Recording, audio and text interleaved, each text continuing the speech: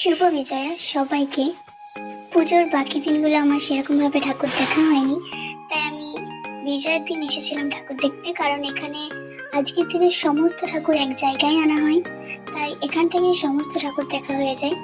তো এখানে মায়ের বরণ হচ্ছে, মায়ের বরণ শেষে আমাদের বিসর্জন হবে। এখানে আজকের দিনে প্রচণ্ড পরিমাণে ভিড় হয়, তো আমরা সমস্ত ঠাকুর দেখে চলে গিয়েছিলাম ডিনার করতে পেটুকে। সেখান থেকে আমরা ডিনারটা কমপ্লিট করি এবং ডিনার কমপ্লিট করার পর আমরা চলে এসেছিলাম মায়ের বিসর্জন দেখতে। বিসর্জনের সাথে সাথেই প্রচণ্ড পরিমাণে বৃষ্টি নামিয়ে দেয়, তাই আমাদের আর পুরোটা দেখা হয় না।